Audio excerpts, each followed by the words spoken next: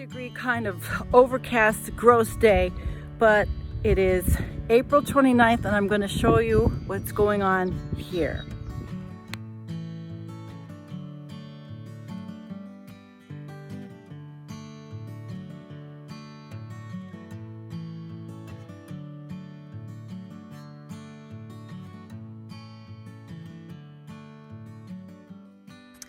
All the trees are starting to flourish. They're little, but they're really cute. And this one's been in, so this is my biggest apple. Somehow I have to get in there and get all the grass out, but it looks good. It looks good. This is really doing good, this little one. Look at these, aren't they adorable? Oh my gosh. Pears, peaches. Okay, so I had the landscaping guy come and cut everything down to start this year. I got to rake up some of this stuff and use it in the compost. And I did it because I needed it cleaned up. I need to assess, and it looked horrible, the rewilding. I've got people that are going to be camping here, so I had to do the back, but all right, here we go here. Oh, there's a lot going on. Now I have to make this one get straighter. This is going to take anchoring this because this is not strong enough.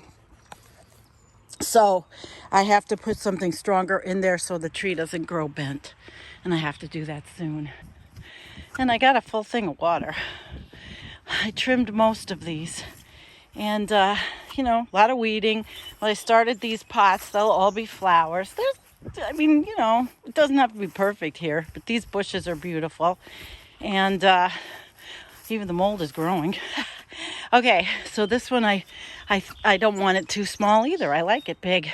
This side completely needs to be finished. This side, but I need help getting the rocks out of the creek. This has to be done.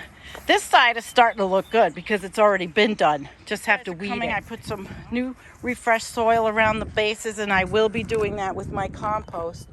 Hydrangeas are going to start coming in. Very nice. This, I have to finish this. It's a wildflower garden, so I don't need to kill myself with weeding. So because I have people that are going to be living back there and camping this year, we cut all this up, but I gotta get around and get some of it up to use as mulch. But the birds and the wildlife are absolutely loving it. They're loving it, even though I had it rewild. We'll see after they move in back there. And then here's one of my composts. Oh boy, that's black gold. Here, I make the walkways. I just have to pick all that stuff up. Right there. Right there. So there's the new garden shed that my family so lovingly chipped in for my birthday so that I could take all the crap out of the greenhouse that goes in here. And the beds will be all ready. I just weeding won't be that hard because we're going to and then I'm just going to rake it all out, put the landscaping cloth up, and I need to plant that. That doesn't look that great, but I usually put a lot of flowers in there. So I still got a lot of gravel, but I don't think it's going to be enough to patch the holes in the driveway. It was supposed to be for the rest of it is for the front to keep the water out. And you all saw all the shit I took to the dump. Well, there's something that still has to go. Okay. I got a bunch of flats started. We're late here. I got everything inside the house. So I got a bunch of flats started, and all that junk is going to go into the other greenhouse so that I never have to have this cluttered again. I decided to use this. I amended it a little bit, and it's all catnip that's going to come up there. And just keep it clean around here. So I'm not going to take, oh, well, I guess I could take you in there. All right, so I had hydroponic tomatoes, and when I transplanted them here, they wilted and they were dying, but now they're coming back to life. So you have to really be careful when you transplant from a hydroponic garden because it shocks the plants. And I just did that inside, and the basil is completely shocked. So this whole mess will be moved so that this can function as a real greenhouse without being a storage junk area. So I don't have that many flats yet, but you know, it's early in the season, and it's also things that I like. So I planted beets and eggplants and cucumbers and bell peppers and Roma tomatoes and beans for the I love bush beans and pole beans. And I will start all the flowers here. I've got them inside. Yep. There's Bella. Hi, Bella.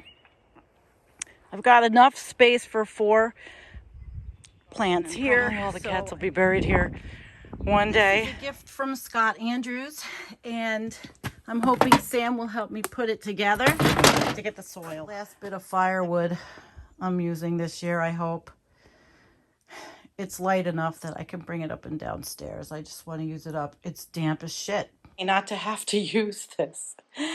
But every year is different. You just don't know. But it's damp in here. The inside of my place is a mess. And you know, Katie had sent me the hydroponics. Oh, I've been using them. I eat out of this one. Yep, I sure do. And remember I was saying I transplanted the basil? Well, I did. I replanted this today, and I've transplanted, so it's got some wilt, it's got some shock, but everything is an experiment. It could come back. So just like the tomatoes in the greenhouse. This one, the nasturtiums are doing beautifully. The zinnias are doing beautifully. There's 1 head of lettuce, and there's 1 thing of spinach. So, outdoor greenhouse, indoor greenhouse. I'm an indoor gardener. I start. These are flowers this year, and thank God I am a carbon-free electric customer, and it's hydropower.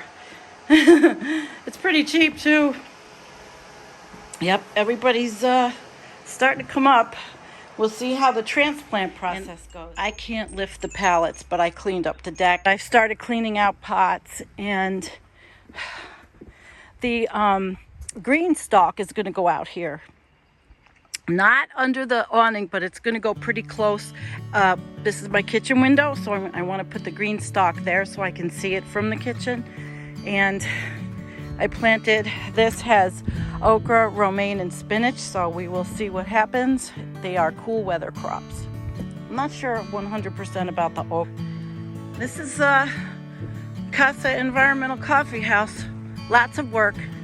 Let's see how this looks from up here. Yeah, a lot of weeds, but it's all going to be wildflowers. And of course, this is nobody's designer place. Nope.